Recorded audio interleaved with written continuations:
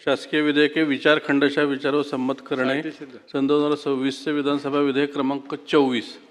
अध्यक्ष महोदय, मी आपल्या अनुमतीने सन 2026 चे विधानसभा विधेयक क्रमांक 24 वन्यजीव संरक्षण महाराष्ट्र सुधारणा विधेयक 2026 विचारात घ्यावे असा मी आपल्या अनुमतीने प्रस्ताव मांडतो। प्रस्ताव असा आहे की सन 2026 चे विधानसभा विधेयक क्रमांक 24 वन्यजीव संरक्षण महाराष्ट्र सुधारणा विधेयक 2026 विचारात घेण्यात यावे। अध्यक्ष महोदय, हे विधेयक आणण्यापाठीमागचा उद्देश एवढाच आहे की साधारण गेल्या 5-6 महिन्यापासून महाराष्ट्राच्या प्रामुख्यानं पश्चिम महाराष्ट्र, त्याच्यामध्ये पुणे जिल्ह्यातला जुन्नर तालुका, शिरूर तालुका, अहिल्यानगर आणि नाशिक आणि नंतर महाराष्ट्राच्या विविध जिल्ह्यामध्ये तालुक्यामध्ये बिबट्यांचा वावर आणि बिबट्यांच्या हल्ल्याने भयभीत जनता झालेली होती आणि ते सत्य आहे। साधारण गेल्या 10 वर्षांमध्ये बिबट्यांची संख्या 4 पटीने वाढलेली आहे आणि म्हणून आता हे बिबटे वन्यजीव नाही राहिले, हे उसातले जीव झालेत। उसातल्या असलेल्या शेतामध्ये त्यांचा अधिवास झाला आहे आणि तिथंच त्यांची उत्पत्ती होते आणि तिथंच त्यांचं वाढणं होतं आणि अशा परिस्थितीमध्ये एकूणच कलम 12च्या विशेष उद्देशासाठी परवानगी देण्यासाठी हे बिल आहे।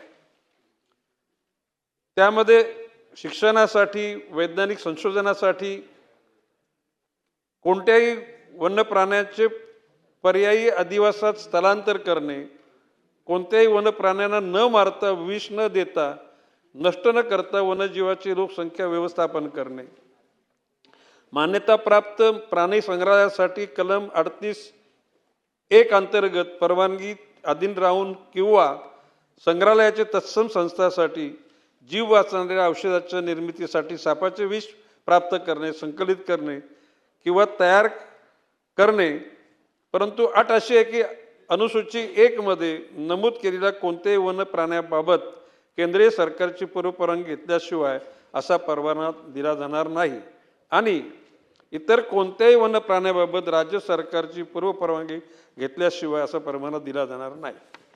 कलम 12च्या प्रस्तावित दुरुस्तीप्रमाणे अनुसूची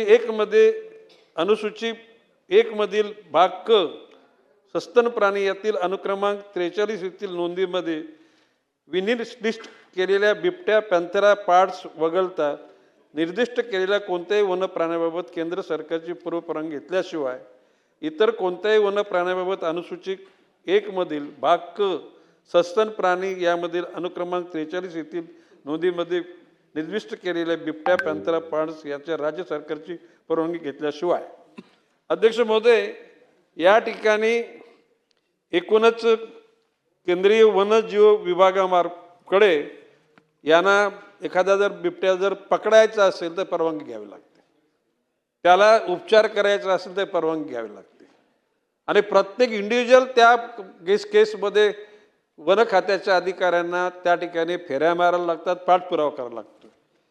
कलम 12च्या अनुषंगाने ही जर आपण त्या ठिकाणी हा विशेष उद्देश म्हणून आपण हे अधिनियमात बदल केला तर भविष्यकाळात जेव्हा केव्हा अशा प्रकारचे प्रसंग उपस्थित होतील त्या वेळेस राज्य सरकारच्याच अखत्यारीमध्ये या गोष्टीला आपण अंजाम देऊ शकतो आणि एवढ्याच छोट्याशा उद्दिष्टाकरता हे या ठिकाणी विधेयक आलेले आहे आणि त्या विधेयकाला आपल्या सभागृहांनी संमती द्यावी अशा प्रकारची मी आपल्यामार्फत विनंती करतो।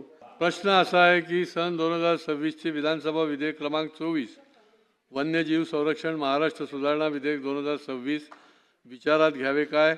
अनुकूल असतील त्यांनी होय म्हणावे, प्रतिकूल असतील त्यांनी नाही म्हणावे। होयचे बहुमत आहे, होयचे बहुमत आहे। विधेयक विचारात घेण्यात येत आहे। आता विधेयक खंडशः विचारात घेण्यात येईल। खंड 2, खंड 1 संपूर्ण शीर्षक आणि हेतुवाक्य हे विधेयकाचे भाग समजण्यात यावेत। अनुकूल असतील त्यांनी होय म्हणावे, प्रतिकूल असतील त्यांनी नाही म्हणावे। होयचे बहुमत आहे, होयचे बहुमत आहे. खंड 2, खंड 1 संपूर्ण शीर्षक आणि हेतू वाक्य विधेयकाचे भाग झाले. माननीय अध्यक्ष महोदय, सन 2026 चे विधानसभा विधेयक क्रमांक 24 वन्यजीव संरक्षण महाराष्ट्र सुधारणा विधेयक 2026 संमत करावे असा मी आपल्या अनुमतीने प्रस्ताव मांडतो. प्रस्ताव असा आहे की सन 2026 चे विधानसभा विधेयक क्रमांक 24 वन्यजीव संरक्षण महाराष्ट्र सुधारणा विधेयक 2026 संमत करावे.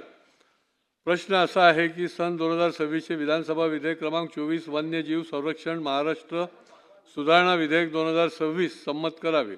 अनुकूल असतील त्यांनी होय म्हणावे, प्रतिकूल असतील त्यांनी नाही म्हणावे. होयचे बहुमत आहे, होयचे बहुमत आहे. विधेयक संमत झाले.